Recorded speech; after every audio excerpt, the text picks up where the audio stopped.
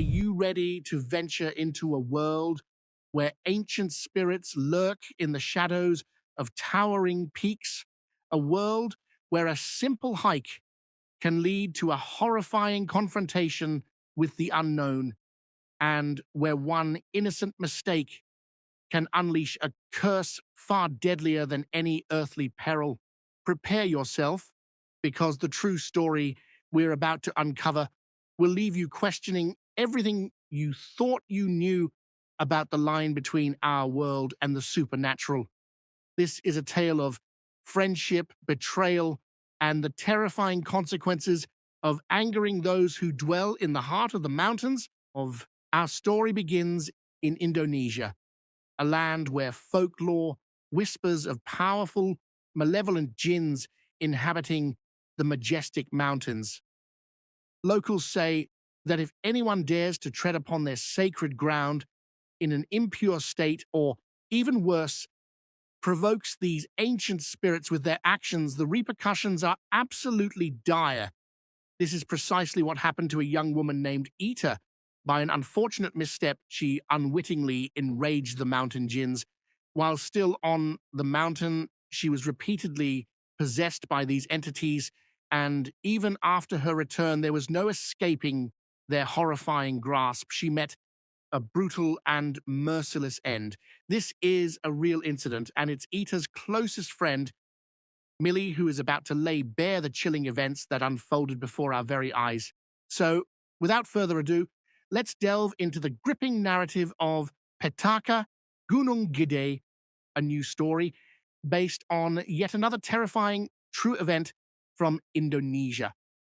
The story opens by introducing us to the young woman who actually lived through this ordeal, Mili.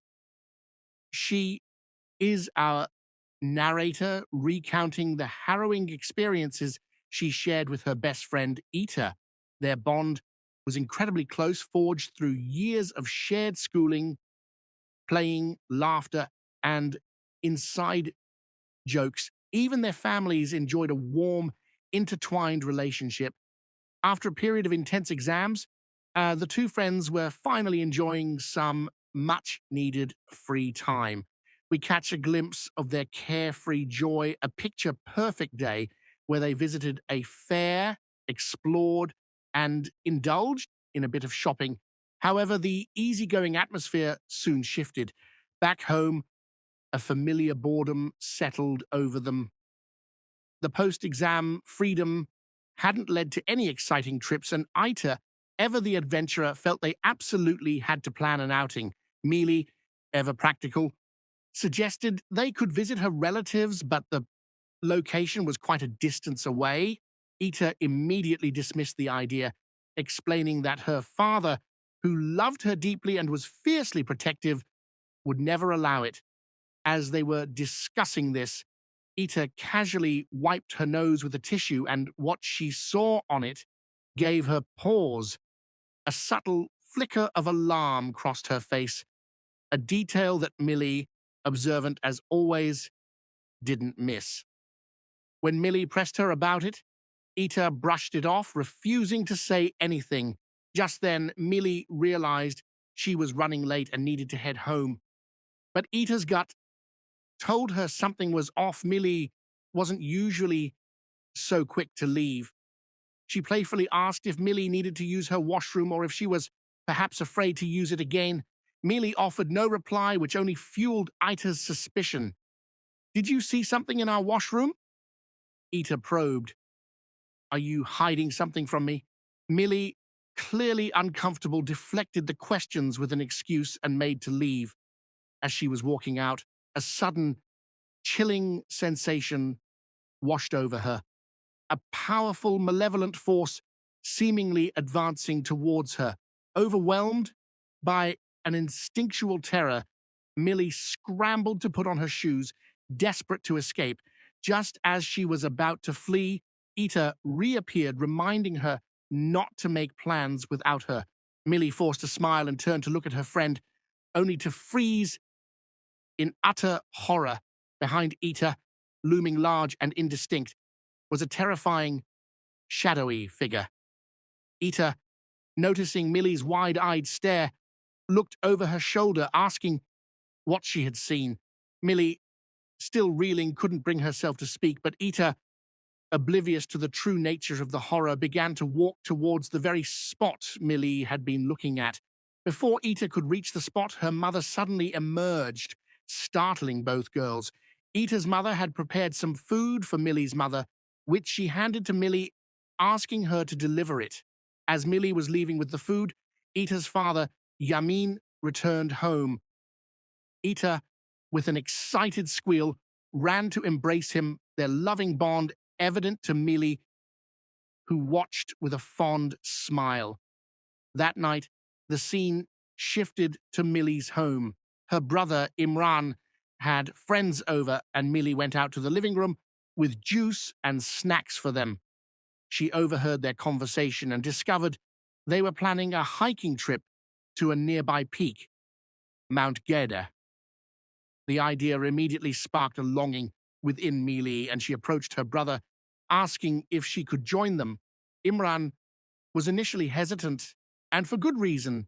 Mili had never been hiking before, and they weren't sure if she was mentally or physically strong enough for such a strenuous journey. On top of that, everyone knew that Mili possessed a unique sensitivity to spiritual matters. She occasionally saw Djinns. Since mountainous regions are known to be heavily inhabited by these entities, they were understandably wary of bringing her along, but Mili was determined. She promised that even if she did see anything, she wouldn't mention it to anyone, and besides, it was her first hike, and her older brother would be with her. What could be safer than that?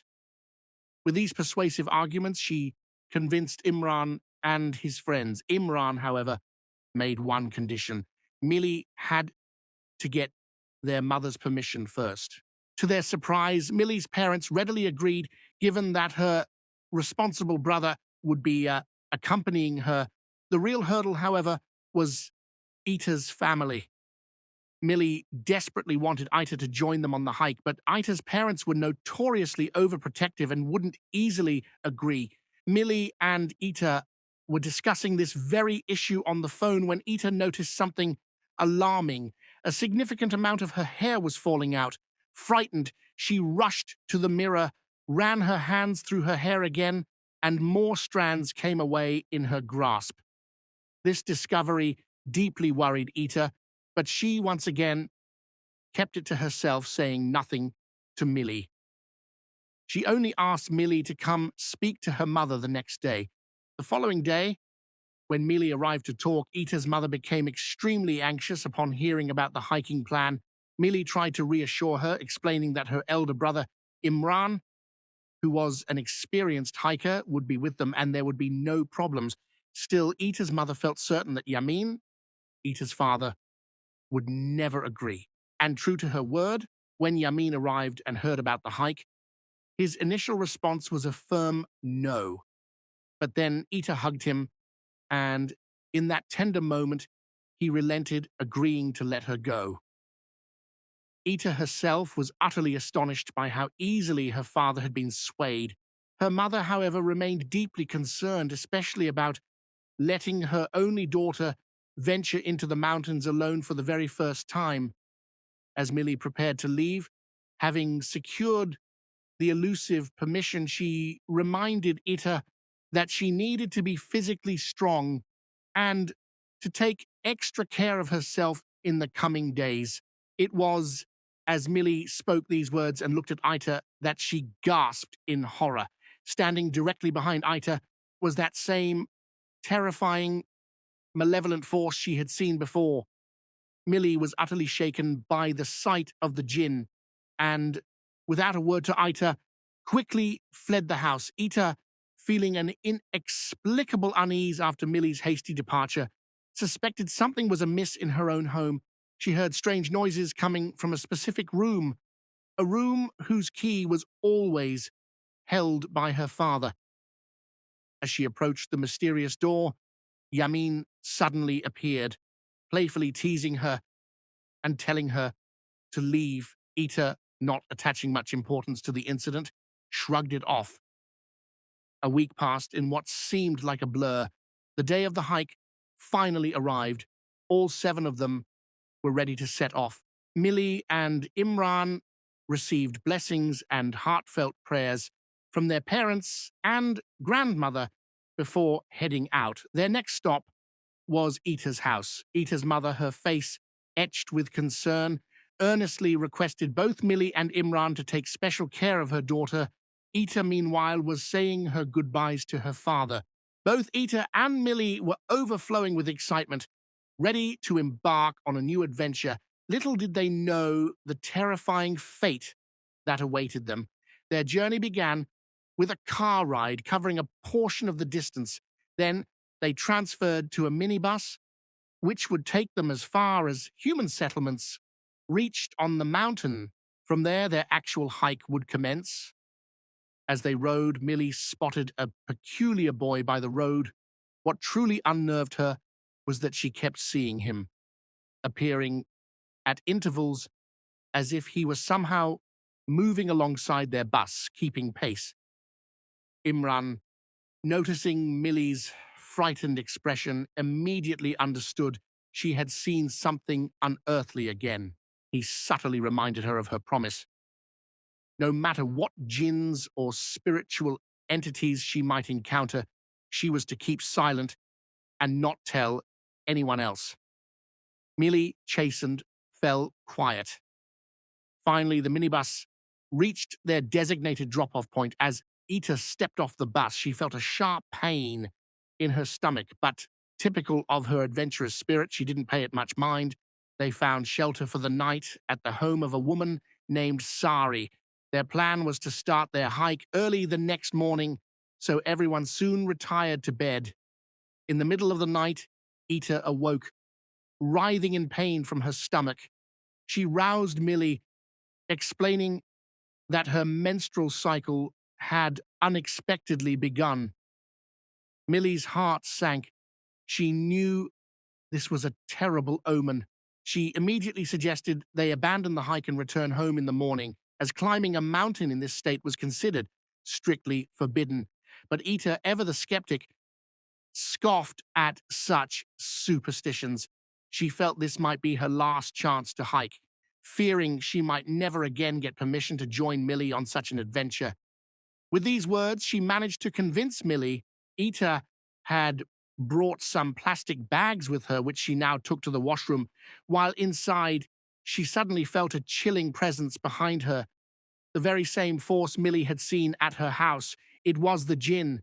The entity snatched the bag from her hand, and Ita, overcome with terror, screamed. Her piercing cry jolted Mili and Imran awake. They rushed to the washroom door, but from inside, there was only an eerie silence. No one answered their frantic calls, and the door remained stubbornly shut. Just then, Sari and the others, disturbed by the commotion, also arrived. Suddenly, Ita flung the door open. Her face was deathly pale, and she still clutched the plastic bag in her hand. They quickly brought her inside. Sari offered Ita a bitter leaf juice, a traditional remedy. To everyone's surprise, despite its unpalatable taste, Ita drank it without a single complaint. This unusual behavior only heightened their sense of unease. Ita then began to describe the Djinn she had seen. As she spoke, Mili's mind raced. Remembering the same Djinn she had witnessed in Ita's house, she realized with a growing dread that Ita had encountered the exact same entity in the washroom.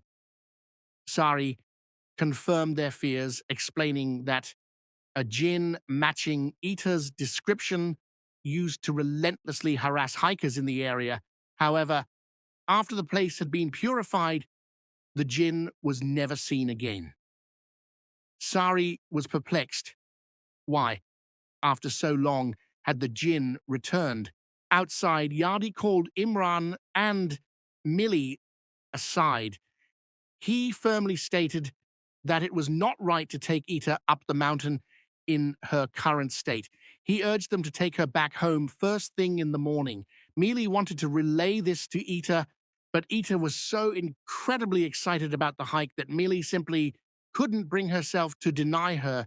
The next morning, when Imran's friend Akib learned about Ita's condition, he became furious. However, the others dismissed the idea that menstruation was a problem, calling it mere superstition.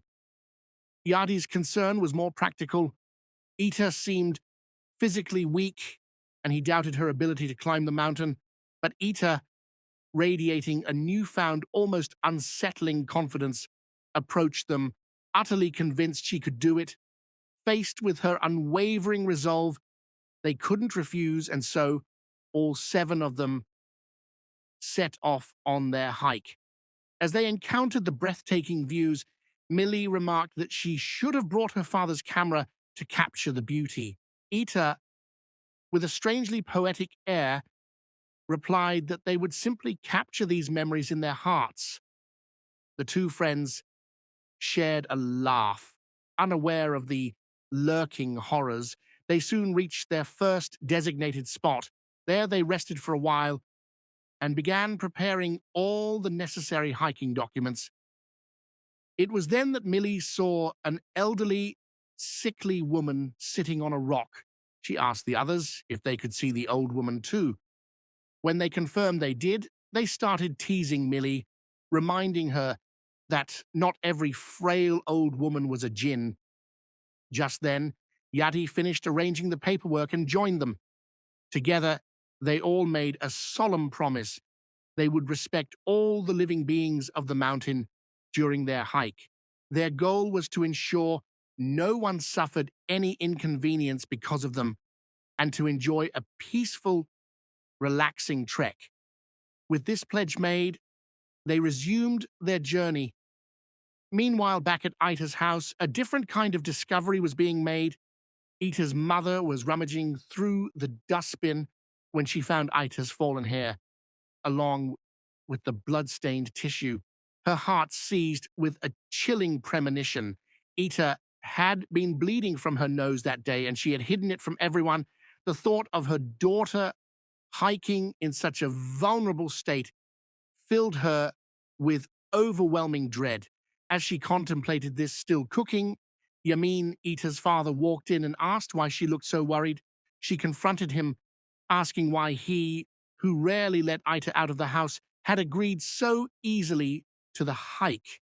Yamin tried to reassure her, explaining that Ita was growing up and needed some freedom, otherwise she might become disobedient.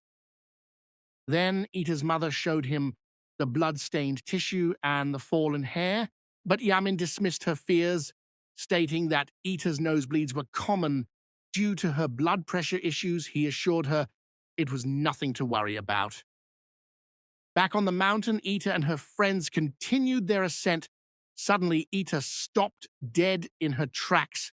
Her heart pounded wildly in her chest, and she seemed to zone out completely, unresponsive to Millie's increasingly frantic calls.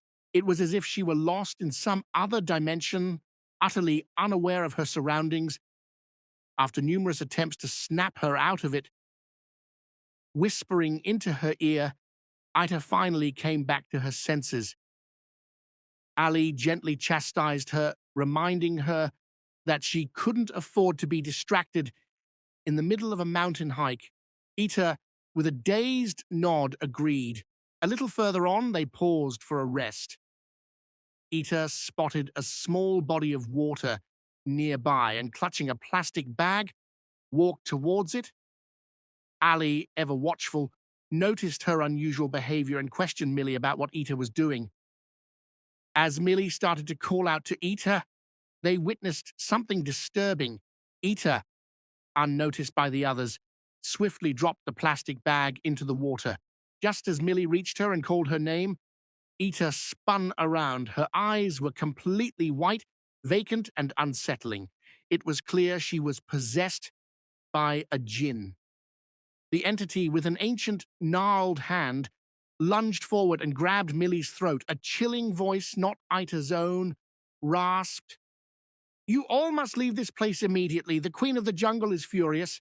Millie, struggling for breath, stared in horror as a breathtakingly beautiful woman began to emerge from the water. Just then, Imran and his friends reached them and managed to pry Ita's hand from Mili's throat. Even as they pulled her away, Mili could still clearly see the queen of the jungle Djinn, her form shimmering above the water's surface. This terrifying incident left everyone deeply shaken and worried, especially for Ita. Ita, meanwhile, was strangely sniffing the air around her, seemingly unfazed by the recent events. The group decided that they couldn't possibly continue forward. They had to return home. Mili urged Ita to recite istighfar, a prayer seeking forgiveness, convinced a Djinn had entered her body, but Ita merely laughed, dismissing Mili's words as nonsense. She insisted she had just been resting and was perfectly fine. With that, she began to walk ahead, leaving everyone baffled by her sudden, eerie composure. As they continued on a short distance later, a strange, unsettling laughter echoed from deep within the jungle. And the most terrifying part? It seemed to be moving with them, following their every step. Mili, her fear growing, chose to say nothing. The others, trying to ignore the unsettling sound, pressed onward. After another short distance, Mili gasped, whispering, "Astaghfirullah." She had just seen a person standing before them, an individual no one else could perceive. It was a Djinn.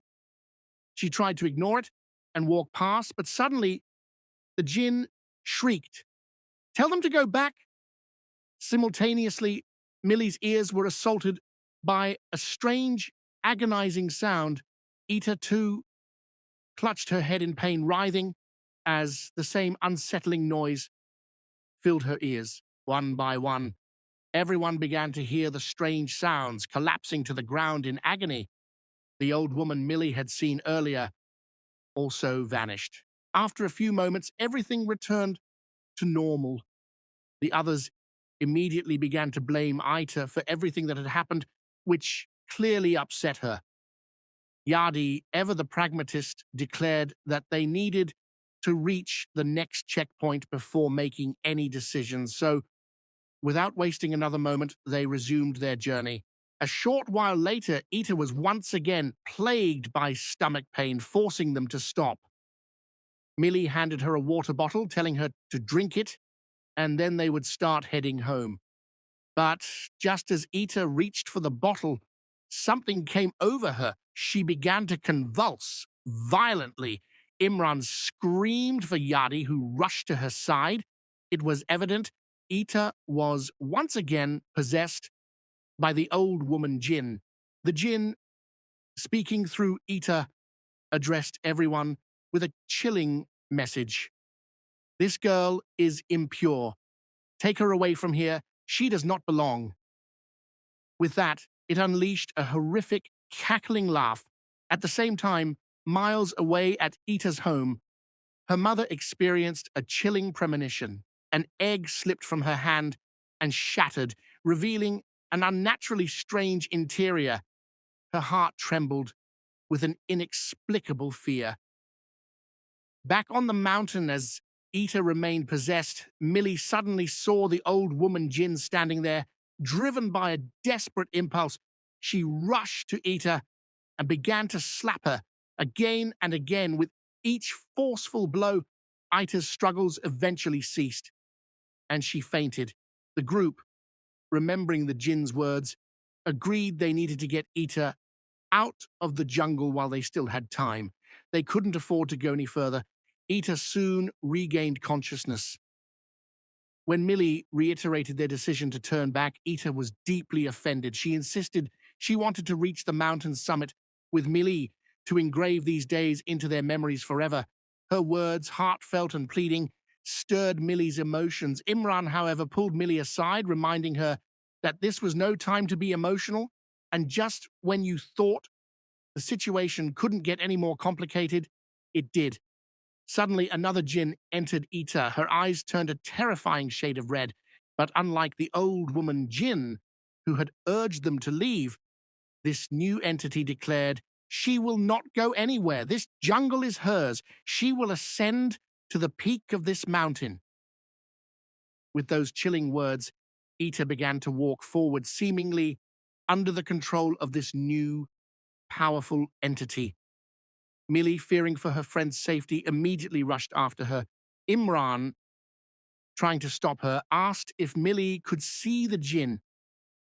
Mili shook her head, explaining that while she couldn't see this specific Djinn, all the Djinns in the surrounding area were displeased with them. But more importantly, she asserted that Ita was now possessed by a different, dangerous Djinn, and they absolutely needed to protect her from it. Just then, the rest of the group arrived, calling out that Ita was nowhere to be seen. Panic set in, and they quickly moved forward to search for her. A short distance later, a heated argument erupted between Aqib and Imran. Aqib was furiously blaming Imran and Mili for everything that was happening. Mili, unable to bear it any longer, screamed at them to stop. She acknowledged that their fun might have been ruined because of her best friend, but insisted that Ita was not herself. She needed their help. It was at this moment that Mili once again saw the old woman Djinn, who was now screaming at them to run. Mili relayed the terrifying warning, and they all sprinted forward. Exhausted, they eventually collapsed in a clearing. That's when Mili spotted Ita. Mili rushed to Ita's side, pleading with her to return home. But Ita, overcome with emotion, clung to Mili, tearfully arguing that if Mili left now, she would forever regret not reaching the mountain's summit with her. Her raw emotion deeply affected Mili, who found herself struggling with her own feelings. Meanwhile, Yadi tried to motivate the rest of the group, reminding them how far they had come and that they could surely reach the peak. Hoping that Ita was finally all right, they continued their ascent. A short while later, Ita felt unwell again, but she completely disregarded the feeling, pressing onward with an almost unsettling resolve. Her determination, despite her clear discomfort, surprised everyone. They were now close to the mountain's peak. As night fell, they set up their tents at a designated spot. Aqib, still annoyed, made a snide remark about Ita's illness. Ita, her voice tinged with remorse, apologized to Mili, lamenting that because of her, they wouldn't be able to stay at the peak for long. But Mili brushed it off, genuinely happy just to be able to climb the mountain with her best friend. Ita thanked her, grateful for her unwavering support. Mili noticed the tents were pitched and told Ita to go inside and rest. But as Ita stood up, she suddenly collapsed, convulsing violently once more. Aqib, exasperated, muttered his annoyance. They managed to get Ita into the tent where she continued to thrash. Yadi suspected Ita might have unknowingly brought something impure from outside the jungle.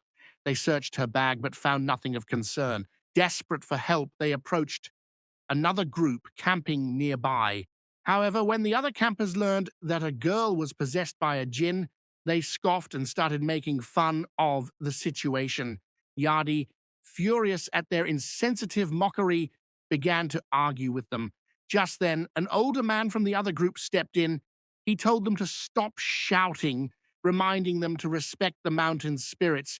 He then offered to help Ita and went into her tent. Inside, they discovered Ita was bleeding profusely, an entirely abnormal amount.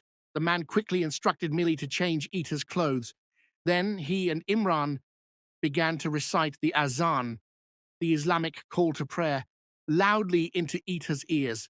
As the azan echoed, the tent began to shake violently. Miles away, Ita's mother, who was performing her prayers at that very moment, also felt a chilling tremor, as if someone was running across the roof of her house. Back on the mountain, the tent continued to quake. Ita's eyes turned red, and she still thrashed uncontrollably. As the azan neared its end, Ita's veins began to turn a terrifying black. And just as the final words of the azan were uttered, she instantly returned to normal, the possessions seemingly gone. At the same time, the strange, unsettling atmosphere around Ita's mother also dissipated. When Ita regained consciousness, the man who had helped her advised her to recite istighfar and to pray regularly. He assured her that this would ensure her recovery. Meanwhile, Ita's mother, finishing her prayers, immediately knocked on Yamin's locked door. Even Ita's mother was forbidden from entering this room. She frantically told Yamin about the strange sounds she'd heard on the roof, but Yamin dismissed it, claiming she must have misheard, that nothing had happened. He then told her to leave. His dismissive behavior and the secrecy of the room left Ita's mother deeply puzzled. Back on the mountain, Yadi told everyone that Mili and Ita would sleep in the tent that night while the others would camp outside. They would eat in the morning and then depart. But would this terrifying night truly end so easily? We see Mili sleeping beside Ita when she is suddenly woken by Ita's call. But to her horror, it wasn't Ita sitting before her, but the queen of the jungle, the Djinn who had emerged from the water. The Djinn warned Mili that Ita was corrupting their sacred mountain environment and demanded that they take her back. As the Djinn spoke, Mili jolted awake, believing it had all been a nightmare, but then she noticed Ita was no longer beside her. A wave of anxiety washed over Mili, and she quickly scrambled out of the tent. Armed with a flashlight, she began frantically searching for Ita in the darkness. It felt as if countless Djinns were racing past her in the shadows. Suddenly, she heard an eerie laugh echoing from a thicket. She shone her light, and there sat Ita. Mili called out to her. Hurrying closer, Ita slowly stood up, turning to face Mili with a horrifying, menacing grin. She then introduced Mili to her new friend, even though there was absolutely no one else visible. Mili, thoroughly unnerved, urged her to quickly return to the tent, but in that instant, Ita was once again possessed by the evil Djinn, the very same entity that had been following her from her house even before they had embarked on the hike. This Djinn, speaking through Ita, warned Mili to get out of their way. Unable to reason with the entity, Mili began to strike Ita. After several forceful blows, Ita finally regained consciousness, and Mili quickly guided her back to the tent. With the first light of dawn, everyone awoke. To their surprise, the man who had helped Ita the previous night, the one who had slept beside them, was gone. His tent had vanished too. This left them utterly bewildered. They had slept late due to the night's events and had only gotten a few hours of rest. It was impossible for the man to have packed up and left in such a short time. Yusuf added to the mystery, remarking that he hadn't even seen the man wearing winter clothes the previous night. Akib quickly cut off their discussion, realizing that openly talking about it was unwise. They all understood, without needing to say it aloud, that the man who had helped them was no ordinary human, but a benevolent Djinn of the mountain. Meanwhile, Mili woke to find Ita already wide awake. They began packing up their belongings, preparing to leave. Imran asked Mili if Ita had been all right last night. Mili, still reeling from the events, chose to conceal the full extent of what had happened. As Ita started walking ahead, Imran instructed Mili to stay by her side at all times. Ita eventually sat on a rock. Mili soon joined her, telling her they needed to return home immediately. But Ita, her voice tinged with a strange longing, replied that she didn't want to leave. She felt as though she had been born there, wishing she could stay on the mountain forever. Mili, dismissing her unsettling words, gently tried to lead her away, but Ita stood her ground, turning back to face the rock.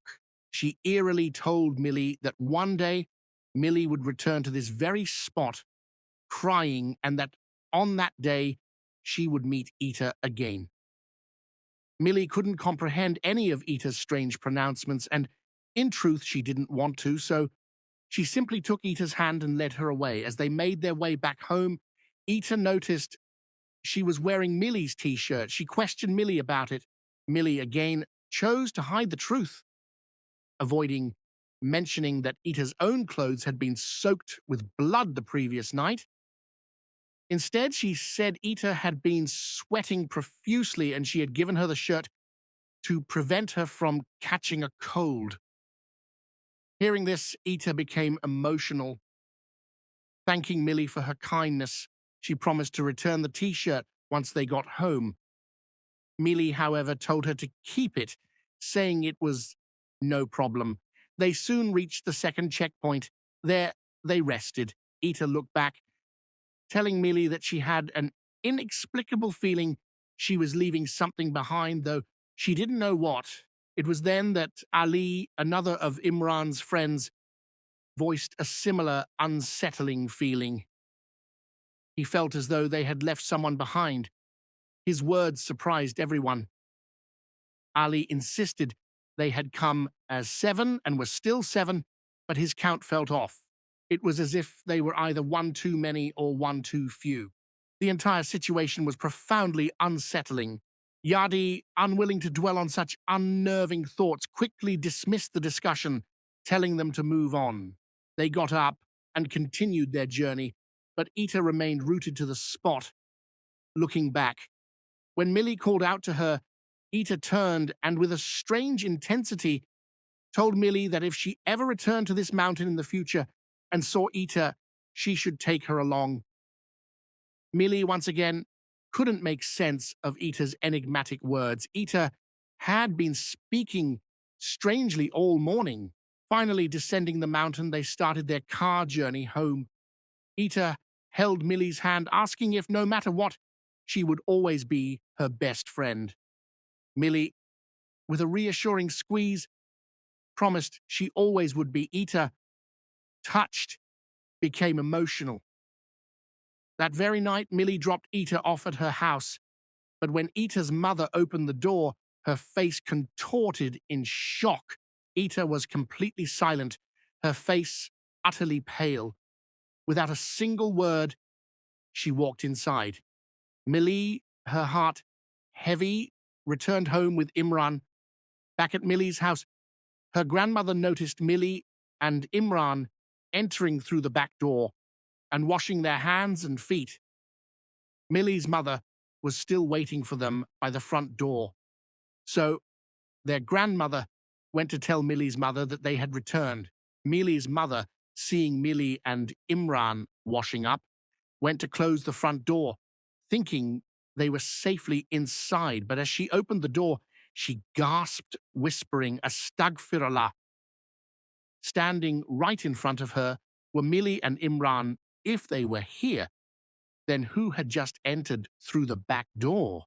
Mili and Imran, already exhausted and annoyed by the day's events, dismissed her panic and went to their rooms. Their mother, however, rushed to the back door, only to find no one there, not even a single drop of water from washed hands and feet. A profound fear gripped her heart. A short while after Mili fell asleep, her mother woke her up. Ita's mother had called, and she was simply weeping inconsolably on the phone. Mili's heart leaped with dread. She and Imran rushed to Ita's house. They were stunned to see a large crowd gathered. Inside, they found Ita fully possessed by the evil Djinn. An ustaz, a religious scholar, was desperately trying to exorcise the entity from her. Ita's mother, desperate for answers, questioned Mili about what had happened on the mountain. Mili, still in shock, could only say she didn't know, except that Ita's menstruation had begun after they reached the mountain The Ustaz, meanwhile, commanded the Djinn inside Ita to leave her. He apologized if he had made any mistakes or said anything wrong and continued reciting prayers. From behind him, Ita's mother tearfully pleaded with the Ustaz to save her daughter. The Ustaz replied that no Djinn had the power to kill a human. This declaration enraged the Djinn. It spat directly into the Ustaz's face, then one by one began to brutally tear out Ita's fingernails. The Ustaz, undeterred, continued his prayers and efforts to cast out the Djinn. Just then, Yamin intervened, insisting they take Ita to the hospital immediately. Ita was rushed to the hospital. Her eyes were still red, and she continued to convulse violently. Her parents watched their daughters suffering, utterly helpless. When Mili and Imran arrived, Ita's father, Yamin, lashed out at them in a fit of rage. He blamed them for everything, for taking Ita to that mountain. Just then, the doctor arrived, informing them that, despite administering a double dose of anesthesia, they had been unable to sedate Ita. He regretfully stated that they couldn't treat her condition there and therefore couldn't keep her in the hospital. As Yamin walked past Mili and Imran to enter Ita's room, he reiterated that they were responsible for everything that had happened. Time wore on. Mili's school reopened, and it was the day of a class test. Mili longed for Ita's presence beside her. In that moment, she heard Ita call her name. Mili looked over, overjoyed to see her friend, but it was only a figment of her imagination. Ita's condition had continued to worsen. She was still hospitalized, her stomach visibly swollen.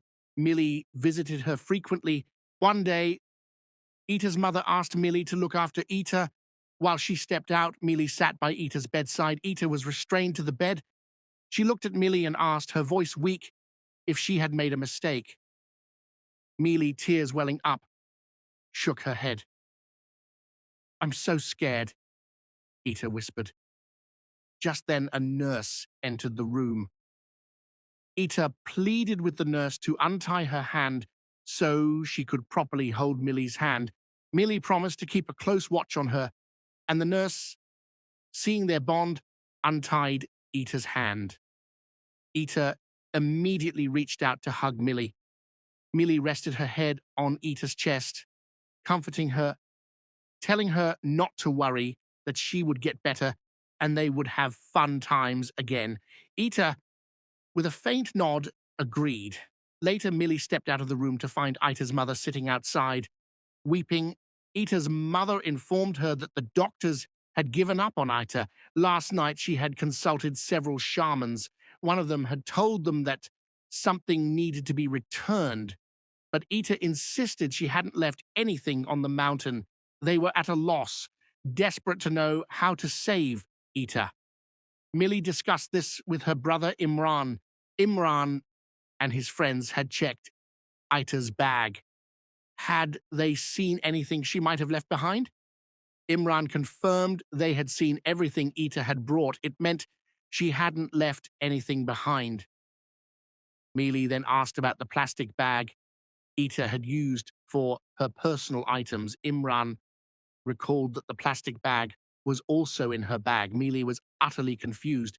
What could Ita possibly have left behind? Imran warned her to stay out of it, as Yamin, Ita's father, had already threatened them with the police. The next day, as Ita's mother arrived at the hospital with food, she found Ita's cabin door open. A man was exiting the room. Ita's mother questioned him, but he simply walked away without a word, vanishing from sight in an instant.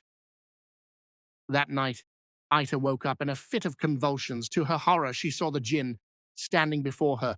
Fear gripped her as the Djinn slowly advanced, then climbed onto her. Ita screamed in terror as blood began to pour from her ears and nose. The scene abruptly ended there. As time passed, Ita's condition deteriorated even further. Her stomach swelled to an alarming size, and most of her hair had fallen out. She confided in Mili that a Djinn visited her every single night. Mili, trying to soothe her, insisted she was just having nightmares and nothing more, but even Mili began to doubt. She couldn't believe that Ita's suffering was solely due to climbing the mountain during her menstrual cycle. There had to be another reason. The rest of the group shared her doubts. Yadi recalled a previous hike with other girls where one had started her cycle and nothing like this had happened to her. Imran believed that Ita must have brought something impure with her to the mountain before they even set off. That, he speculated, was why the mountain Djinns had repeatedly warned them and were now enraged. It had to be some sort of impure object that was causing her current horrific state. Mili, recalling her own terrifying experience, corroborated Imran's theory. She explained that the description Ita had given of the Djinn following her was the exact same Djinn Mili had seen at Ita's house before the hike. This strongly suggested that Ita had carried something from her home, something that had attracted the entity. Meanwhile, Ita's mother arrived at the hospital. There, she once again saw the same man she had seen leaving Ita's cabin the previous day. In the blink of an eye, he vanished. Ita's mother, completely bewildered, tried to make sense of it. Later that day, Mili and the others came to visit Ita. They spoke kind words to her, expressing how lucky they felt to have her as a friend. Just then, Ita pointed towards the door, telling Mili she saw the Djinn. Mili, unable to see it herself, tried to reassure her, saying she might be mistaken, but Ita insisted, her voice trembling, that the Djinn was staring right at her. At that moment, Ita's father, Yamin, opened the cabin door and stepped inside. The scene then shifts to a night 1 day later. Repeated knocking rattled the door. Mili, hesitant to open it, was scolded by her mother. Resigned, Mili went to open the door. To her absolute astonishment, she found Ita standing there, looking perfectly healthy and well. Overjoyed, Mili embraced her friend, telling her she didn't need to come all this way. A simple call would have brought Mili to her. Ita explained she had come to return Mili's t-shirt. Mili, touched, insisted Ita keep it. She then told Ita that she would visit her home the next day and stay the night, and stay. Ita, beaming, happily agreed and left. Mili, too, was ecstatic to see her best friend walking and well again. However, around 2:30 a.m. that night, Mili was abruptly awakened by Imran's frantic call. Imran told her they needed to rush to Ita's hospital. Mili, bewildered, protested that Ita had just returned home. No, Imran insisted, his voice grave. A wave of shock washed over Mili. They both quickly sped to the hospital. There, they were told to wait outside. Ita's parents were inside with her. Ita's condition was critical. Her heartbeat was fading. Doctors were desperately trying to save her. Then blood began to flow from her mouth. In that bloodied state, she drew her last breath. Her head turned. Her eyes met Mili's for a fleeting moment, and then she was gone. Ita's mother, having lost her only child, let out a heart-wrenching scream. Mili, too, was utterly shattered. The next day, Ita's mother wailed uncontrollably over her daughter's lifeless body. Yamin, doing his best to console her, was gently leading her back into the house. Just then, the mysterious man on the bike, the one Ita's mother had seen at the hospital, pulled up outside their home. He looked at their sorrow and began to laugh. Ita's mother, her grief turning to fury, screamed at him. Yamin, too, ordered him to leave. Mili witnessed this entire horrifying scene. After Ita's funeral, when everyone else had departed, Mili remained, sitting alone and weeping. She had lost her best friend, her soulmate, at the tender age of 17, and she simply couldn't accept it. Her mother and Imran tried to comfort her, to help her move past the tragedy. But Mili refused to listen. She declared that she would find no peace until she uncovered the truth of what had happened to Ita. With these words, she retreated to her room, still crying. That night, in her sleep, Mili had a vivid dream. A forgotten memory resurfaced.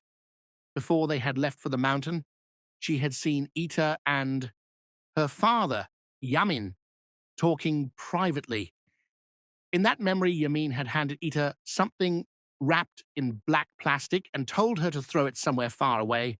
In her dream, Mili envisioned Ita casting that object into the very water from which the mountain queen, the queen of the Djinns, had emerged.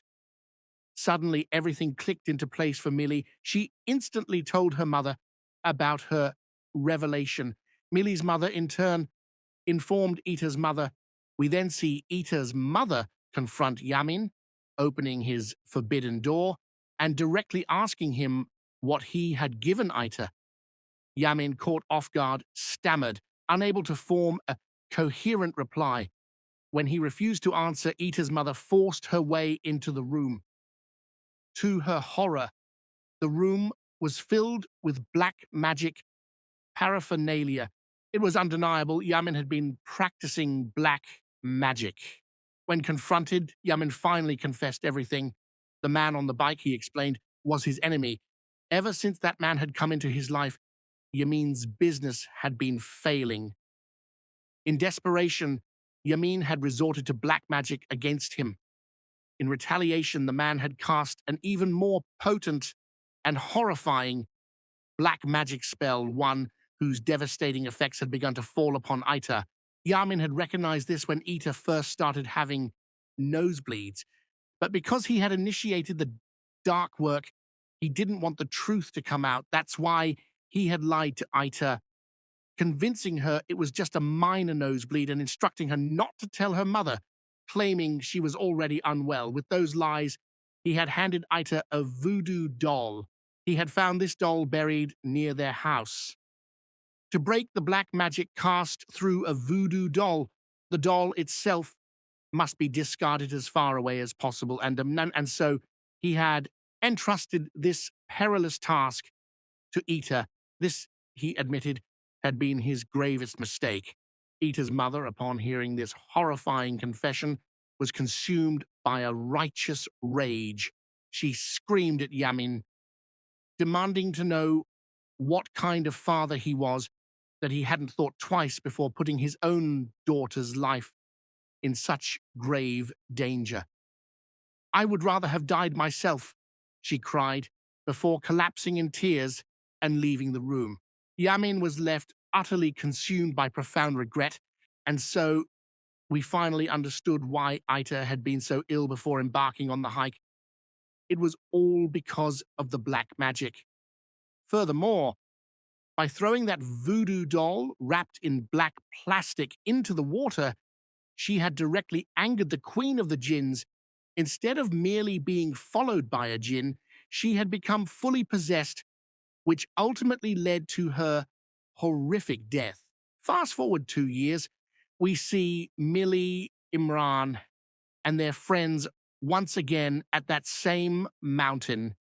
Last time they hadn't been able to reach the peak, but this time they were determined. Just before reaching the summit, Mili spotted the rock, the very rock where Ita had told her that one day Mili would return crying and remembering Ita. Mili walked to the rock, tears streaming down her face, speaking to Ita as if she were there. You were right, Ita, she whispered. I miss you so much.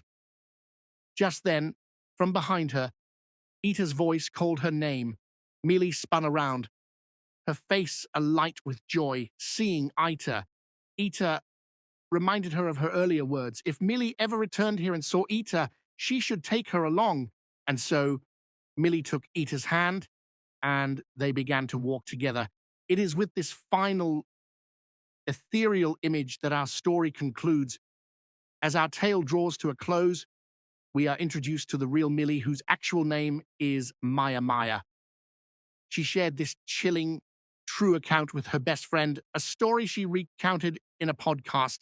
And it is this very event that forms the basis for this story, faithfully recreated for all of us to witness. At the end of her podcast, uh, Mili or Maya offers a solemn warning. She advises anyone who ventures into the mountains to be meticulously mindful of every single thing they carry, and even more importantly, every single word that leaves their lips. For Djinns, she explains, live among ordinary people, and their presence is particularly strong in mountainous regions. It is paramount not to anger them, and with that chilling advice, this extraordinary story comes to its end. If you found this journey into the supernatural compelling, please don't forget to hit that like button and share your thoughts in the comments below.